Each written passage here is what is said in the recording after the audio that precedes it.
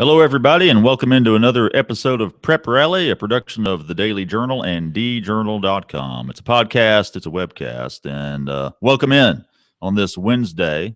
It's the 24th of February. I'm Brad Locke along with Gene Phelps. Gene, how's it going? It's good. I'm trying to position myself here. My left knee is actually bumping into a drawer. Well, we've got to get we've got to get a better desk in here. That's what we got to work with right now. I know you don't want to get too close to me over here. Yeah, I'm as close as I can get. Y'all can follow us on Twitter. Need to remind you about that at djournalpreps. And, of course, you can listen to this a number of ways, iTunes, your podcast app, or at preprally.djournal.com. Gene, it's playoff time. Playoff time in basketball. It is. Playoff time. It's almost baseball season, too. That's why I'm wearing a short sleeve shirt today, just hoping. Yeah, well, the weather's not cooperating with you there, Gene. Not today, anyway. It was spitting a little sleet today when I was coming to work. Good grief. It's ridiculous. Baseball actually is starting up for high schools, but it's all basketball today because, again, state tournament, we're smack in the middle of it. It got kicked off on Monday with the girls. Most of them played Monday. Few played last night, and then of course the boys got going last night. Some of them will play tonight. Weather messing with the schedule a little bit down south, especially middle of the state, through Louisville in that area. So, well, let's start with the guys, Gene. Just a few games going to highlight here on Prep Rally. Games we covered. Start with Tupelo, Gene. They beat Olive Branch, a close one, 68-65 was the final. Jet Johnson, I remember reading about him during football season. A good linebacker. He had a big shot, big three-point play with 4 seconds left, broke the tie and won the game. That's what I was reading. Jet's a really fine athlete. He's a sophomore. Had a great season. Had 150-plus tackles for Tupelo's football team, linebacker. And he's really just he's got a little finesse for a big guy, and also he's very powerful. And I saw where he had a putback last night, got fouled, 3-point play, which wound up being the winning margin. Yeah. And, at this time of the year, it's survive and advance. Doesn't matter how pretty it is or what you do. You just win and go to the next one. That's it. And Trey Jenkins with a big game, as you'd expect for Tupelo, 22 points. T. Braden Bishop, he tweeted a day or two ago that Jenkins, he figures, is a legit candidate for Daily Journal Player of the Year. I would agree with that, wouldn't you? He's right there. Yeah, he's right there. We're not going to give anything away. I'm not going to hand it to him right now, but yeah, he's right there. Yeah, so he had a good game. Again, this is the 6A playoffs. Tupelo advancing with the 3-point win over Olive Branch. Shannon had an area matchup, 2 area teams in 4A, Shannon and New Albany, and the Red Raiders with the win, 82-70. They got it done defensively with 19 forced turnovers, and C.J. Brim, we've talked about him before, Gene. He had 31 points. 22 of those came in the paint. And he's a guard, but he got into the paint with some drives, some layups, and really just kind of sliced up the New Albany defense, Gene, which is kind of what he does pretty well. Yeah, Cedric Brim's team, that's his son, CJ. That team's very talented. Got to the state tournament last year. They're 1 win from getting there again this year. I mean, I wasn't surprised. New Albany's been one of the teams that's gotten better and better as the year's gone on. Yeah. But I was kind of surprised at the score, a 12-point win. But when Shannon, this Shannon team, we considered our last regular season rankings had Corinth #1 boys team over Tupelo because they beat Tupelo in the final regular season game. Right. So I had to put Corinth first. But 3 days before that, Shannon went up to Corinth and beat Corinth by 1 point. So I mean, but they had lost to Corinth earlier in the year at Shannon by 20 points. Yeah. So when the Shannon team that can really play shows up, you have wins like they had last night. And lit up the scoreboard, 82 points. Miles Washington in the losing effort for New Albany had a good game as well. Should note he had 32 points to lead all scorers in that game. Sticking with 4A real quick, Ripley edging out Itawamba AHS 60-59. Marquilius Edgiston had 15 points. Cole Rogers came off the bench. He had 14. Ripley had 7 3-pointers that they hit. Kedrick Story did a good job covering that for us in today's journal. That's in 4A as well. Right. Look at Brad keeping up with that 4A. We don't know who Ripley's going to play yet. Like Brad was saying, there's a lot of games that haven't been played that will affect the pairings for this second round. And of course, if you win, if you're the boys and you win Saturday, or your girls and win Friday, you go to Jackson next week for the quarterfinals. Because it's a new format. In fact, let's touch on that real quick, Gene. Just so people who don't maybe who maybe aren't familiar with the format now, what's kind of the setup? Well, it's like let's show them here. I don't know if you can see it or not, but the camera's up there. Like it's like just stay on the mic, Gene. Just stay on the mic, and I'll hold it for you. It's like an NCAA bracket. See, it's a bracket. See that? Yeah, it's an NCAA bracket. There you go. Kind of, and you've got quadrants, and you already know who you might play if you advance, and they've got it paired up with North and South. Right. So when you get to the state quarterfinals, if you're lucky enough to make it or earn your way there, you'll play a team from the South, and you kind of have an idea of who that might be. And so a lot of coaches before the tournaments begin, they start looking at the brackets and seeing what divisions are playing who down south, and they're going, "Ooh, we don't want to get against so and so. We're in the opposite bracket of." We wouldn't have to play them until we made the finals or something like that. So, yeah, it's really a neat you don't have the North and South State, and I believe we talked about that last week anymore, though, North half. Or, right. It's first round of the state tournament, second round of the state tournament, or as I called them, the North bracket the other day of the state tournament. And that's the only time you would use North, I guess. Okay. But okay. Anyway. All right. 2A real quick. You were at this game last night, Gene. Coahoma AHS and Ingomar, and Coahoma with the win, 69-56. In your story, you noted, Gene, that tie game at halftime, Coahoma comes out, starts pressing, which was a bit of a calculated risk because of the foul trouble, I guess. They were in foul trouble. They had at least 3 starters. They had 3 fouls, and they didn't have a deep bench. I think they only had about 8, 9 players. And but the coach told me after the game that they had to do something. They wanted to control the tempo, and it's like Jonathan Ashley said, we just weren't long or athletic enough to really handle their press. They got some turnovers. They got some, and if they could get a turnover and go to the goal in transition, they would do that. But if it was a turnover and they had to dribble, they would dribble out and run kind of a spread 4-corner and go weave it in and out. They'll go into the post and back out to the perimeter and then look for backdoor cuts. And they were successful, and they built a pretty nice lead. But next thing you know, it was essentially over. And Cardarius Gilliam had a big game for Coahoma. He had 29 points, 23 of those in the second half. So I'm assuming he's was the big beneficiary of the press and the turnovers. He was, and he had some turnovers and took it to the rack immediately. And then he also was the guy on all the backdoor cuts. And I want to take a moment to talk about a scary moment there. Ingomar's John Brooks Almond suffered an injury and had to go to the hospital, I think in Memphis, wasn't it, Gene? Yeah, and if you know John Brooks, you're not surprised that he may have gotten hurt, because this guy hustles and dives for every loose ball. And he's running into me a couple of times and falling at my feet and things. He's a real hustler. He's kind of like a 6th man that comes off the bench to give Ingomar some guard depth and give him some hustle. He was going after a guy was going up for a layup, and John Allman and another player both went up to attempt to try to slap the ball away. They both kind of fell into the mat behind the goal. But then I didn't see it. I was watching the other guy's collision with the mat was a little more violent, I thought. And John Brooks, he hit came back and hit a chair that was there. They have chairs at Ingomar on the baseline where people watch the game, and hit his neck. An update on him, he's at Le Bonheur in Memphis, where they took him last night after getting him checked there in New Albany. And the MRI didn't show any problems with his spine. There are some concerns about his neck. And so they're keeping him for observation, and they're clearing everything, checking that neck out, making sure there's not some kind of damage. Okay. Well, our thoughts, best wishes to John Brooks Allman there of Ingomar, and hope he comes out of that okay. Gene, we mentioned some games tonight, so we don't know all the matchups for the next round of the boys. But what we do know, what are a couple matchups that stand out for this coming weekend? For this weekend, let's go through here. Pontoac's boys go to Gentry. Oh, okay. And you want to see Pontoac do well. They've got a good team. They're one of those teams that sometimes they play really well, and other nights they struggle.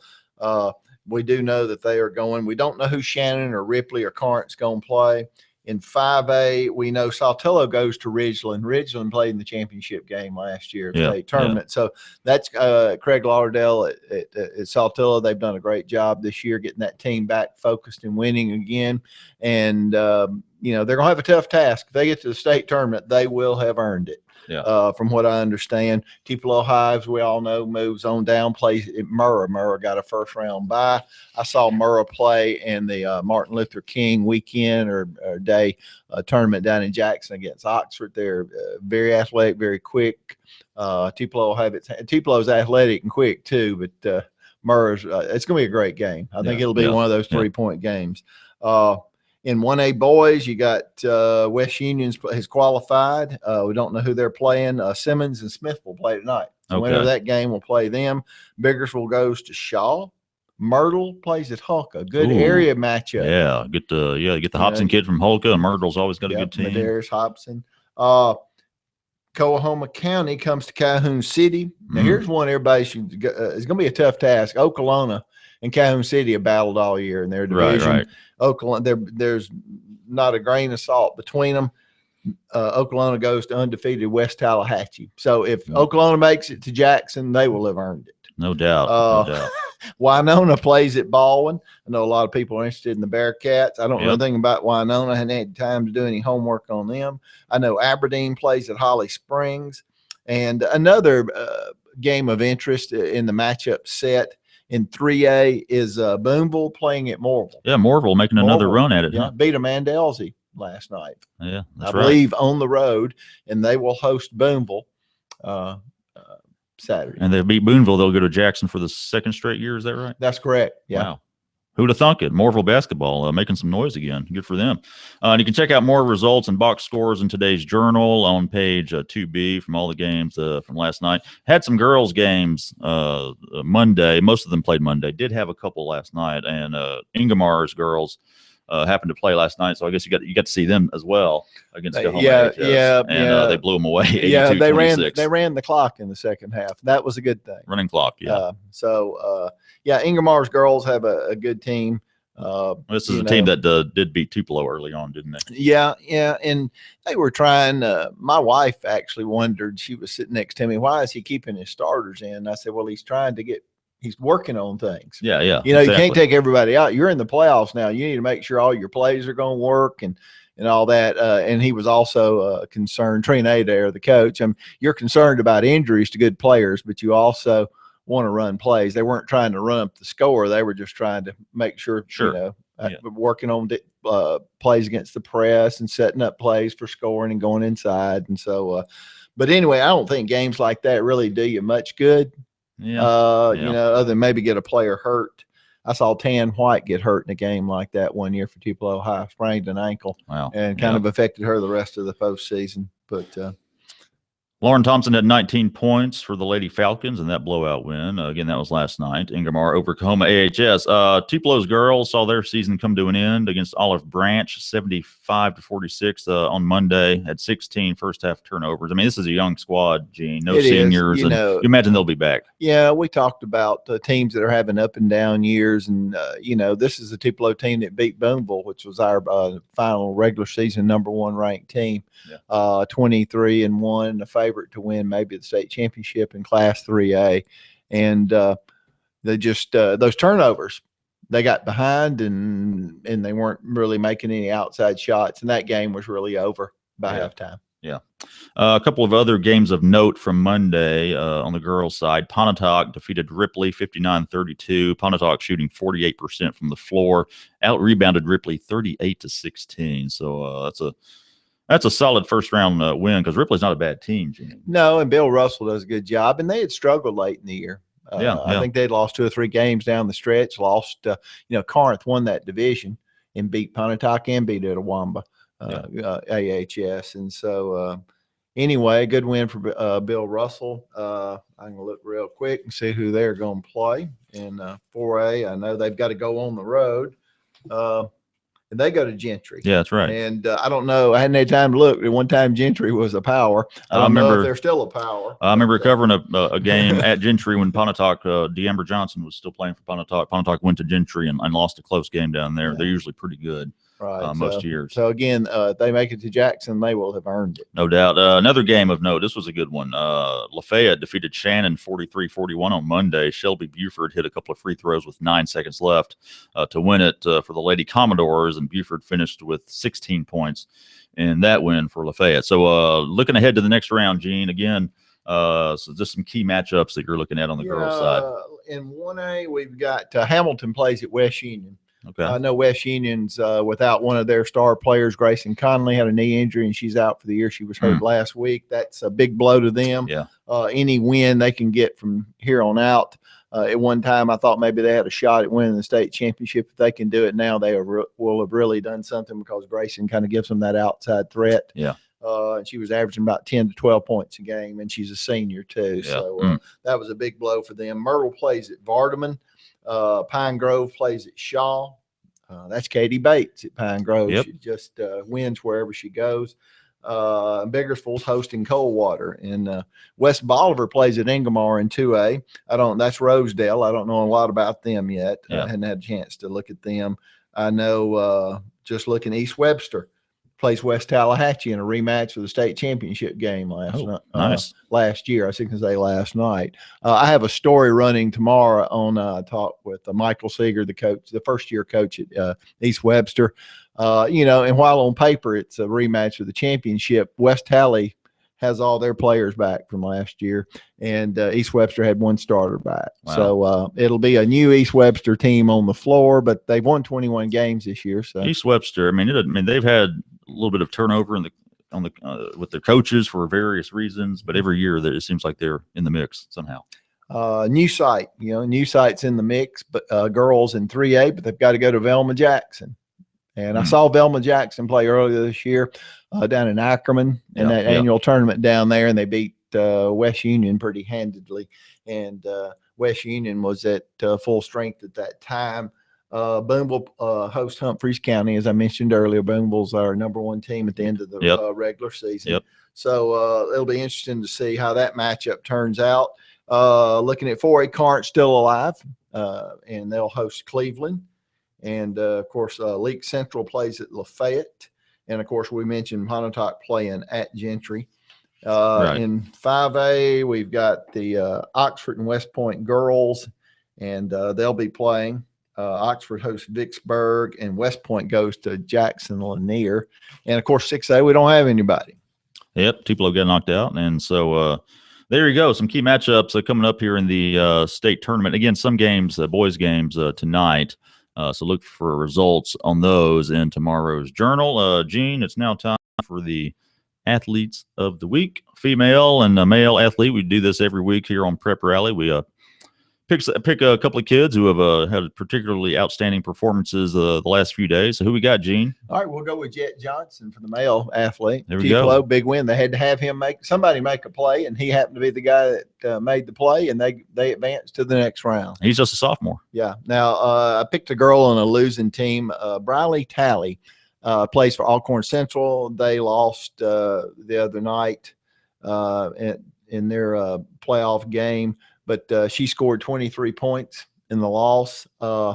Last week in the division tournament, she hit 2 free throws to help them beat Belmont. Oh. And the reason I pick her is because she's playing with a torn MCL and torn meniscus in her knee that she had suffered just the day before, and is playing with the brace and kind of like limping down the court. So still doing that. Wow. Incredible. I believe females tolerate pain a lot better than males do. Oh yeah. I think so too. But anyway, that's just wanted to mention her, and I spoke to her the other night, and she I couldn't play with those kind of injuries. They said, can you play through the pain? And that's what you have to do. I don't think I could get out of bed with those injuries. So congrats to Briley Talley of Alcorn Central and Jet Johnson of Tupelo, our Prep Rally athletes of the week. And that's it for today's episode, for this week's episode. Y'all like to see that bracket Yeah, again. here's our bracket Gene's got for you. It looks very, very nicely done. You have good handwriting, Gene. Thank you.